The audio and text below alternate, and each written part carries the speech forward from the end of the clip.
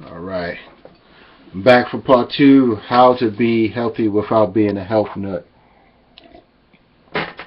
As I was mentioning previously, and I don't want people to get me misunderstood when I mention health nuts. Um, I did mention some books, I believe, hopefully earlier. Dr. Leah Africa, African Holistic Health, Nutricide, Medicine. Um, uh, I'm sorry. What else was it? I'm sorry. Medicine, Medical Mafia, Hood Health Handbook, and this newest one. Ooh, the complete self-diagnosis guide. The complete self-diagnosis guide by Dr. Lelia Africa, talking about diagnosing yourself. So, in this, let me just show you something now. He spoke about subjective diagnosis and subjective and objective.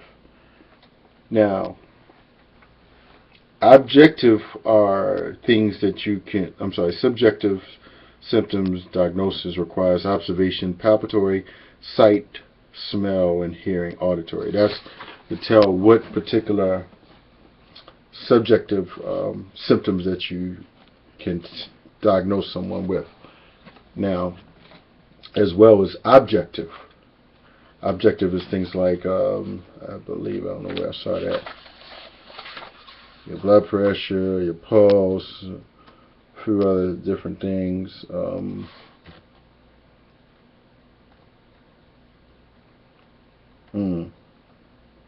And so that's pretty significant. But you know what my point particularly of why I wanted to do this piece is that, as I mentioned, a brother addressed this before, of people over stressing or articulating the challenges of health, and they want to make a to have all kind of debates and discussions around it, and we can kind of simplify this, and I do believe it's worthy work, but we can truly simplify a lot of different things. For instance, and I mentioned this, there are several different books, of course, that we absolutely, as a think tank, need to have. I would say the China study, of course, the Okinawa program are two essential analysis. These are the healthiest people on the planet. Um, People need to be aware of these things. Uh, and we should look at the healthiest groups of African Americans that are here or lived here, which perhaps may be like the Hebrew Israelites that are in Dimona, Israel at this particular time. And so, but then look at those who are healthier that are here, um, and see what potential benefits, in diet and organizing can they do.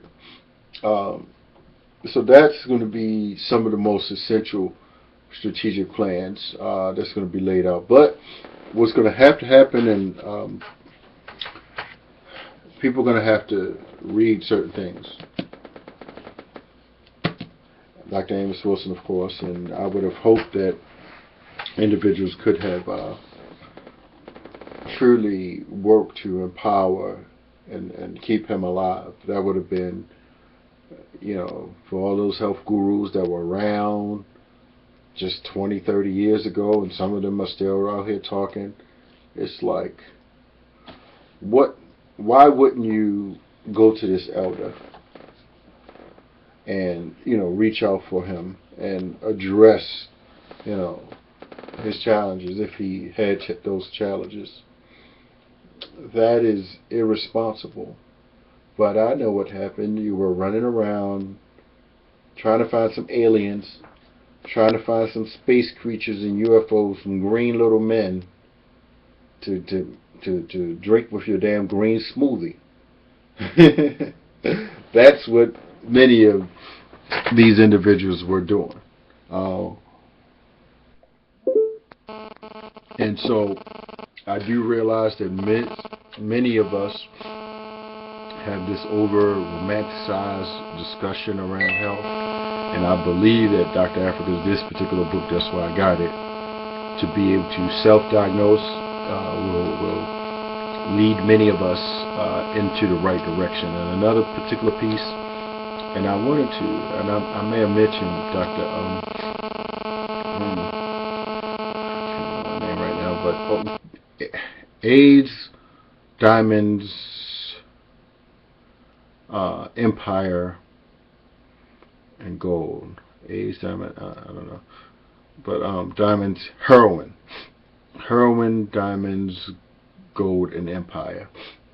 And in that book, she speaks about the role of stress, and I talked about that previously. And I think that a significant amount of stress comes from a lack of financial awareness, and just the insecurities of a society that does not need our labor and our skills. Many of us, so we become obsolete, stressed in relationships, and we don't position ourselves strategically to build cooperatively and harmoniously for a secure future. And so this is what the priority must be. And here's another book, Rich Dad's Guide to Investing. Rich Dad's Guide to Investing. What the rich invest in that the poor and middle class do not. Kiyosaki.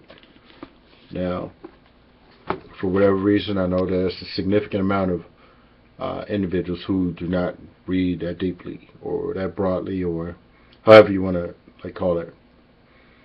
But for those of us who are giving a truly, we want to keep people free, we want to keep people healthy and living, we're going to have to come across some information like that. Let me just make it plain. So if none of your so-called scholars are articulating some of these things, and there are a few other books, I mean, I don't want to make this like these are the only ones, but on different topics, but I have all of them.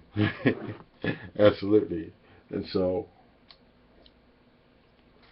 this is what must happen in 2014.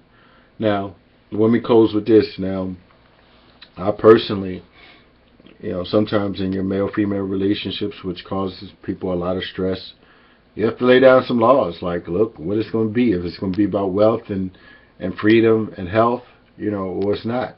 And not everyone is going to be prepared. I've had to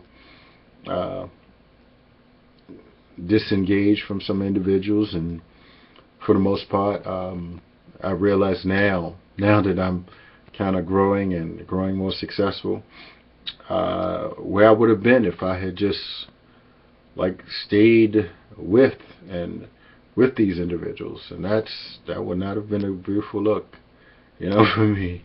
I'd probably be frustrated, miserable, and not as confident as I am today to come and speak before you and drop what I need to drop. So that's all I have. Keep promoting my pieces. Keep paying attention. I'm gonna keep dropping some knowledge. It's gonna get more and more heavier as time goes on, and I look forward to articulating more succinctly. I only get a little bit of minutes on this, so I got to kind of keep it short on this. So I'm gonna work on that, and work on some editing things as well. So peace.